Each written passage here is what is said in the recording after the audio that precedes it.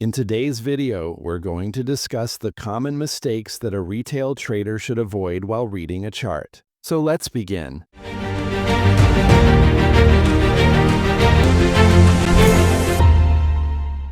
Mistake number 1. Always look at candle momentum and size. This is the XAU-USD 5-minute chart. Here, after facing resistance near the previous day's high, price starts moving downward. But then, price again moves upward and breaks this resistance area with a strong bullish momentum candle.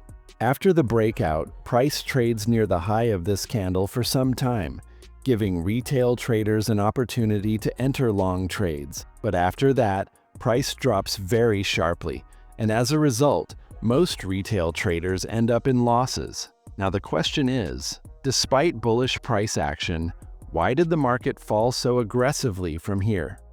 If you know how to read a chart properly, the answer is hidden right here on this chart. Let's find it. In the new session, price opened below the previous session's close, forcing previous session buyers to exit their positions. This means that liquidity on the lower side was very limited, but the sellers who had taken selling positions at higher levels the previous day were now sitting in good profits because of the gap down open. That's why they were still holding their positions. This clearly indicates that, compared to lower levels, maximum retail liquidity was present at higher levels on this day. That's why price moved straight up without wasting time, broke the previous day's high, and moved higher, which forced all the sellers to exit the market.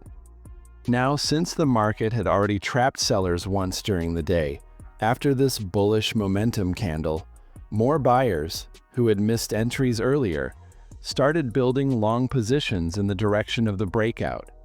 However, on the upside, a strong psychological resistance level around 2,500 was present on the chart. Because of this level, only a limited number of buyers were interested in buying at higher prices. On the other hand, sellers started building short positions with the expectation that the market would not break this level and would trade below it for the rest of the day.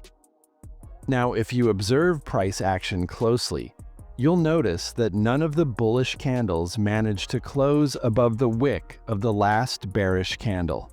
At the same time, candle sizes kept getting smaller compared to earlier candles, and almost every candle formed a long upper wick. This indicates that buyers were repeatedly pushing the price upward, but they failed to sustain price at higher levels. As buying pressure weakened and selling pressure increased, price aggressively moved downward, grabbing liquidity from buyers sitting at lower levels. That's why, whenever price approaches a strong psychological level during an uptrend, and you start seeing small candles forming near that level, it indicates declining buyer interest and weakening momentum. And if candle bodies become smaller while upper wicks grow larger than the candle body, it clearly shows that buyers are trying to push price up but are repeatedly failing to close at higher levels. As a result, sellers gain strength over buyers. In price action, such candles are known as rejection candles,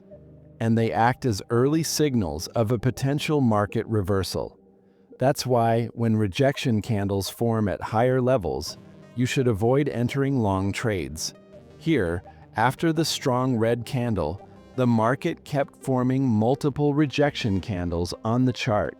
This shows that sellers were gaining control while buyers kept pushing price up, which eventually caused their stop losses to get hit at lower levels, increasing liquidity in that area for operators. Through these momentum candles, the market creates the illusion of a breakout and attracts a larger number of buyers into long positions. And as option premiums start rising due to a sudden spike, those premiums are sold at higher prices. This increases selling pressure, and as a result, price drops sharply from that area.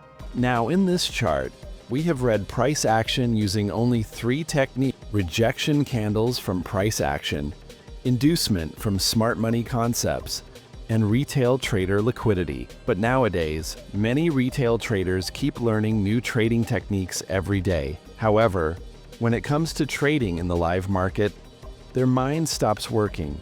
Because they keep trying new things daily, they fail to focus on even one technique properly. This leads to confusion, and as a result, they keep entering and exiting random trades throughout the day without proper analysis. When emotions start taking control, repeated losses become inevitable. So if you follow my advice, keep your trading as simple as possible. Use fewer tools and plan your trades clearly.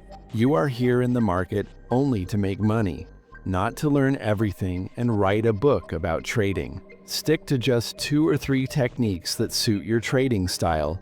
Practice them repeatedly on the chart and focus on mastering them. Now let's move forward.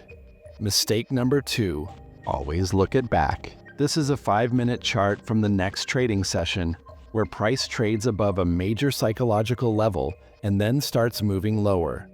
Throughout the day, price keeps trading between 2 important levels, which indicates that sellers who are holding short positions at higher levels are still in profit. Because of this, many of them continue holding their selling positions. By the end of the session, the market fails to form any bullish price action. This strengthens sellers' confidence in the bearish sentiment. On the next session, the market opens with a gap and continues the previous bearish trend. As a result, some fresh sellers again build short positions. Up to this point, based on price action alone, it looks like the market will move straight down after hitting buyers' stop losses at lower levels, because sellers appear to be in a strong position. But here's the mistake most traders make. They fail to analyze the quantity and location of liquidity created by buyers and sellers' stop losses. Operators repeatedly show bearish price action on the chart to attract attention in one direction. This creates a fixed mindset among retail traders, forcing them to look only for short trades. However, if you carefully observe the chart, you'll notice that sellers were given multiple opportunities to short at several levels, while buyers entered only near one specific level. Because the number of buyers was limited, price failed to generate a strong upward move and ended up closing near the same level. Now, if you compare the stop-loss liquidity on both sides, you'll notice that seller-side liquidity is much larger than buyer-side liquidity. This means that if the market wants to move further down, there isn't enough buyer liquidity available for large sell orders to get executed efficiently. On the other hand, at higher levels, retail sellers' liquidity is still present in large quantities. That's why operators create a move on the chart that pushes price upward. As option premiums rise, positions are sold at higher prices, and the market aggressively moves upward to grab liquidity sitting at higher levels. To avoid this type of trap, you must identify which side has more retail liquidity and which side has less. Because price always moves from balance to imbalance, and then from imbalance back to balance. That's why, along with chart patterns, you must always analyze which side of the market is overloaded with retail traders before planning any trade entry. Retail traders are thinking about taking trade entries. Observe this carefully, because chart patterns only show you the perfect entry point or level in a trade, where you can achieve bigger profits with lower risk. But to identify which direction you should trade in, you must always look for liquidity imbalance created by retail traders on the chart. Only then can you protect yourself from getting trapped in fake chart patterns. Now let's move to the next mistake. Mistake number 3, always look for premium and discount zones. This is a 5-minute chart where price moves strongly upward from lower levels. Because of this strong bullish move, multiple large bullish candles are formed on the chart, creating fair value gaps at several places.